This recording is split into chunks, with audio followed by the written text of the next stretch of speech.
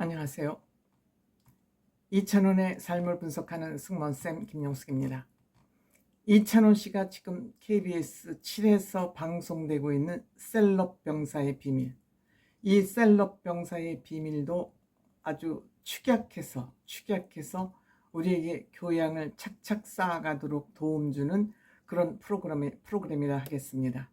여기는 국내외적으로 역사적인 인물의 죽음과 그 죽음에 얽힌 이야기, 즉 무엇 때문에 이분들을 죽음에 이르게 했는지, 특히 질병과 이들이 또 투약했던 그 약물하고는 어떠한 관계가 있는지를 의학적 관점, 역사적 관점, 또 사회상식 관점에서 이걸 잘 풀어서 얘기를 하고 있는 것 같습니다. 이 프로그램은 이찬원 씨에게 아주 딱 맞는 그러한 프로그램이 아닐까 이렇게 생각됩니다.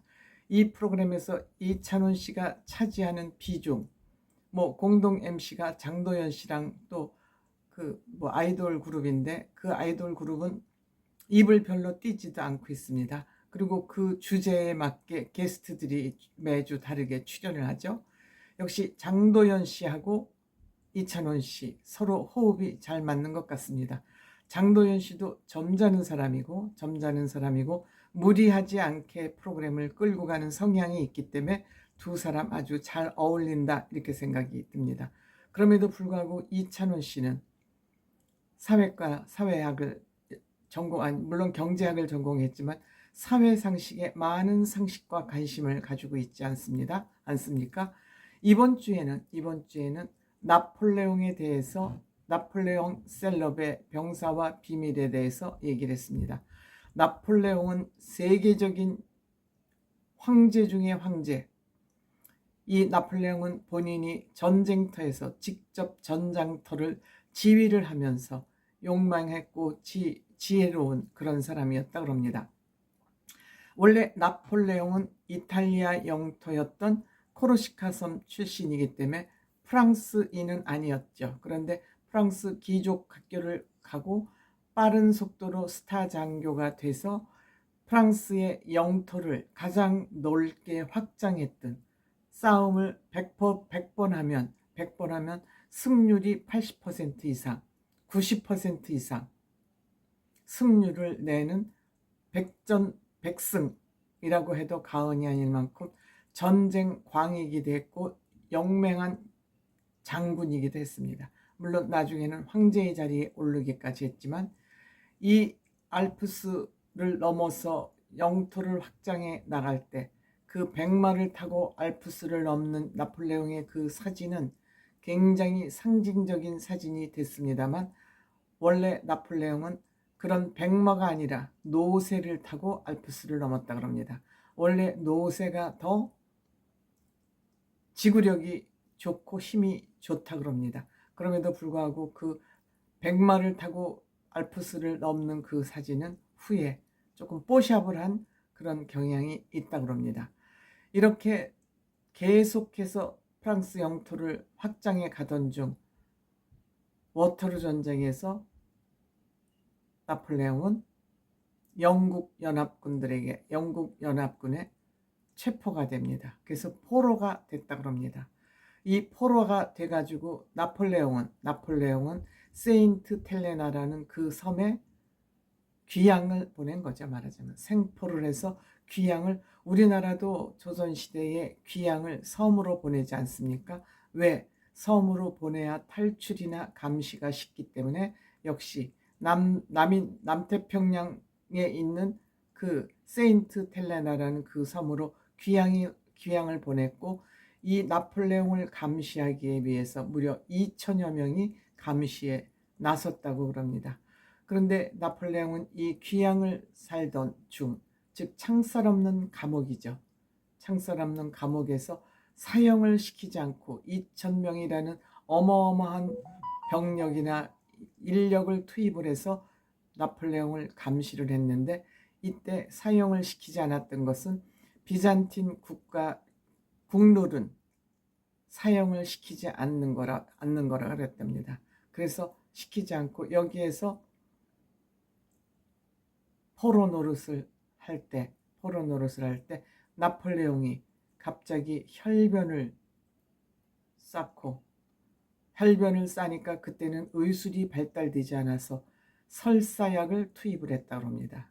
설사약을 투입을 했지만 점점 건강이 악화되면서 검은 액체를 토하고 또 설사에 또 혈변을 넣고 그러면서 나폴레옹은 결국 사망을 하게 됐다고 합니다.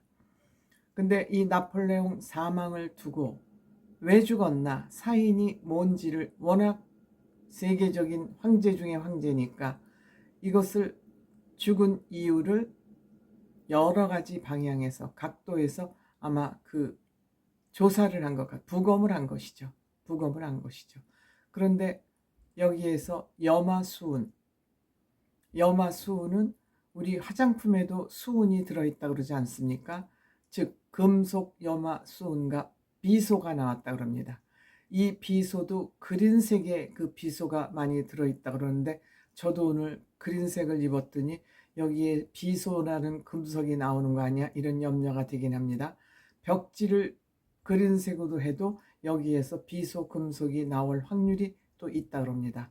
이것은 필요하면서도 또 우리 인체에 해를 끼치는, 나쁜 독을 주는 그러한 양면의 얼굴을 가진 그런 원소라고 그래야 되겠죠. 원소.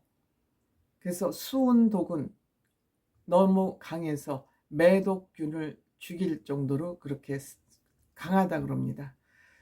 지금 나폴레옹이 무엇 때문에 죽었는지 확실하게 오늘날처럼 그 사인은 밝혀지지 않았지만, 그 전문가들의 얘기를 들어보면 위아래로 검은 혈변과 검은 액체를 토하는 것은 아마도 현대의학으로 보면 위염일 가능성이 많다.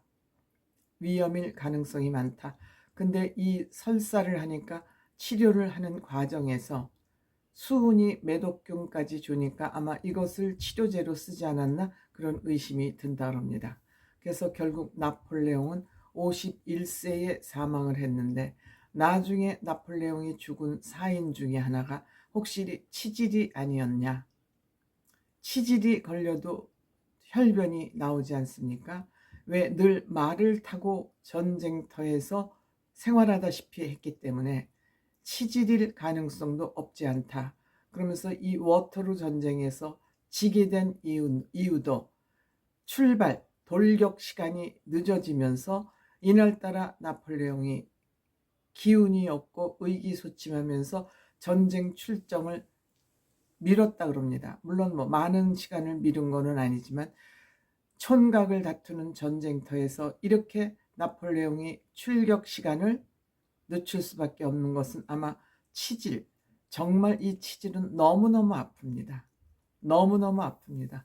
저도 치질 수술을 한 적이 있습니다. 옛날 대한항공 입사 시험에서는 치질 검사를 합니다. 공중에 올라가면 그 압에 의해서 치질이 직업병이 될 수 있기 때문에 이 치질 검사를 했던 기억이 납니다. 그래서 저도 미리 수술을 하자 그러고 수술을 했던 적이 있는데, 그렇게 아픈 수술은 처음 봤습니다. 막 거기 모든 신경이 모여 있기 때문에, 저 때만 해도 벌써 한 50년 전의 일 아닙니까? 그래서 그 동대문에 있었던 시메일 병원이라고 있습니다. 그런데 그렇게 아픈데 아마 이 나폴레옹 장군도 그 치질이 너무 심해서 빨리 전쟁을 털어 나가지 못했던 거 아니냐는 그런 또한 추측도 있습니다. 이렇게 나폴레옹이 치질과 위암이었을 가능성이 많다고 생각하는 것은, 또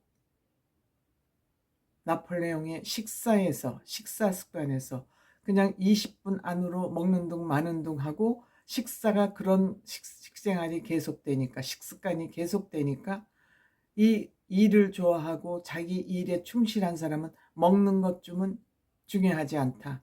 내가 머리에 그리고 있는 일이 더 중요하다. 그래서 일 우선주의의 사람들은 식사를 빨리 하는 경향이 많습니다. 빨리 하고 중요하게 생각하지 않고 시간 맞추지 않고 빨리 하고 그러다 보니 나폴레옹은 아마 검은 액체가 나온 것은 암일 경향이 많다, 그럴 가능성이 많다라고 추측을 하고 있는 것입니다. 확실하지는 않고. 그런데 여기에 이찬원 씨도 콘서트를 시작하기 전에는 조금의 음식을 먹고 콘서트를 끝나고 나면 본인한테 보상하듯이 폭식을 한다고 그러지 않습니까? 이찬원 씨도 일을 중요시 생각하고 사람을 소중하게 생각하는 사람이기 때문에 그럴 확률이 많죠. 이찬원 씨 식사 조금 챙겨서 시간 맞춰서 잘 해야 되지 않을까. 지금은 젊어서 모릅니다. 이찬원 씨도 일 중심의 사람이고 사고를 가지고 있기 때문에 식사 잘 준비해서 먹어야 되지 않을까 하는 염려가 또 드네요.